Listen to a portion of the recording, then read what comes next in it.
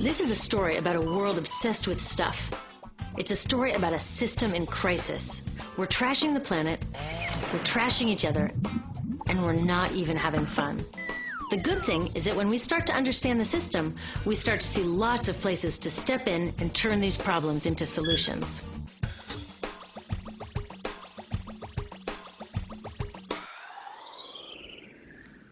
Can I tell you, I love my Pantene Pro V. Of the dozen or so personal care products that I use every day, it's the one I can't live without. It says it gives my dull hair the ultimate cool shine. How does it do that? I was wondering that while I was lathering it in my hair one day, so I read the ingredients right here. Sodium lauryl sulfate, tetrasodium EDTA, methyl isothiazolinone. What is this stuff? I took this list to some scientists who know how to read it.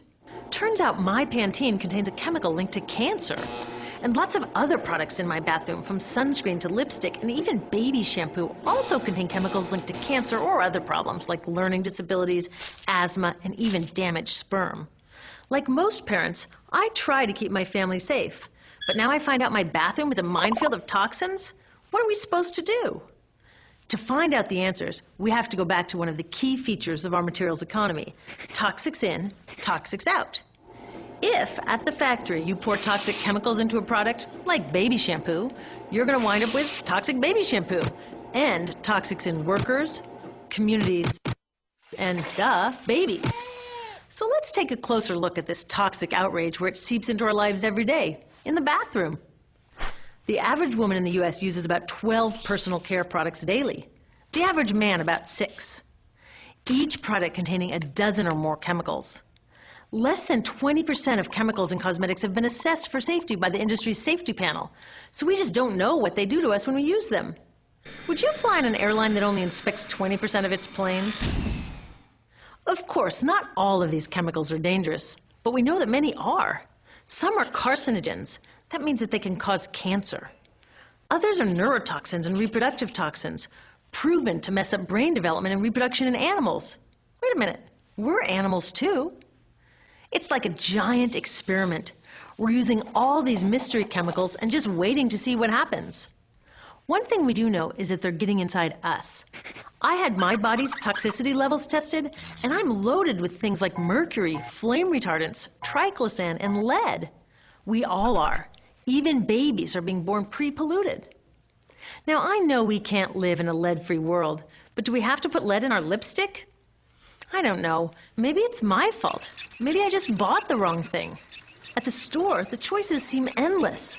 I can get lipstick in 49 shades, or shampoo for hair that's too dry, oily, fine, limp, or frizzy.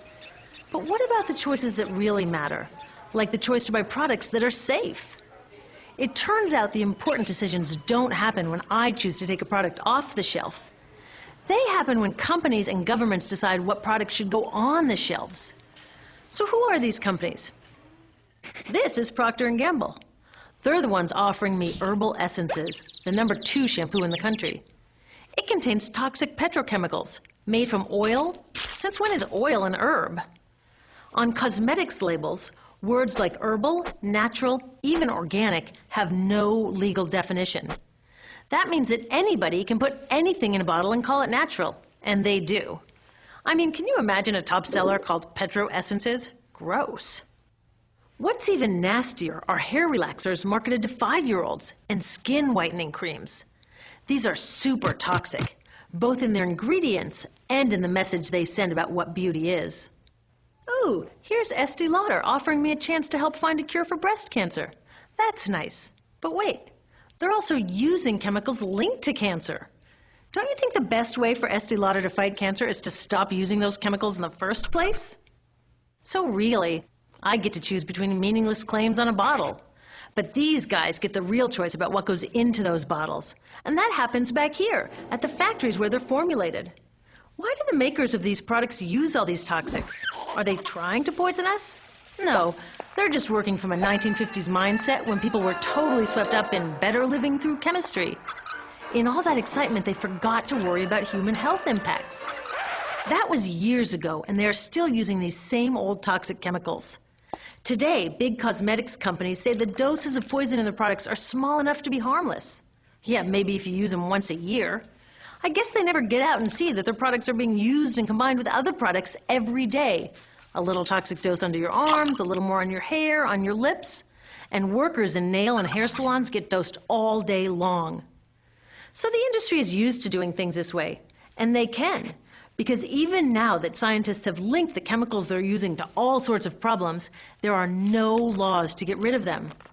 You're thinking, really? Come on, nobody's making sure that the stuff we smear all over our bodies is safe? Nope. The FDA doesn't even assess the safety of personal care products or their ingredients. Since 1938, they've banned just 8 out of over 12,000 ingredients used in cosmetics. They don't even require that all of the ingredients be listed on the label. Now, this is an example where we can all agree a little more government action would be helpful. This lack of regulation leaves a huge hole that the cosmetics industry is all too happy to fill. They set up their own committee to self-police their products, and compliance with their recommendations is voluntary. So the cosmetics industry is making the rules and then deciding whether or not to follow them. So you see, it isn't our fault that these toxic products are in our bathrooms. It's a whole broken system that's ignoring the simple rule: toxics in, toxics out. But we're not helpless.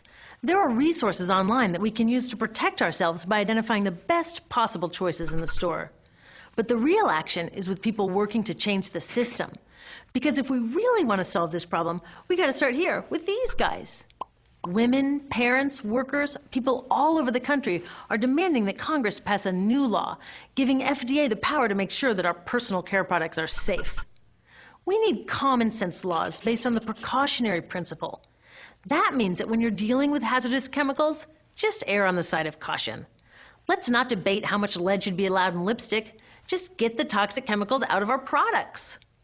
Smarter laws would force companies to get past that old 50s mindset and figure out how to get us all clean and shiny without toxic chemicals. Can they? Totally. Many responsible cosmetics companies are already putting safer products on the market. Green chemists are developing substances that are designed to be safe and non-toxic in the first place. European governments have required the removal of many toxic chemicals, and companies have figured out how to comply.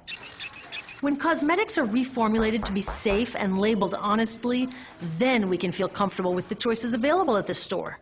We can choose bouncy hair or full hair, shiny lipstick or matte. We can even choose to feel beautiful without using 20 products.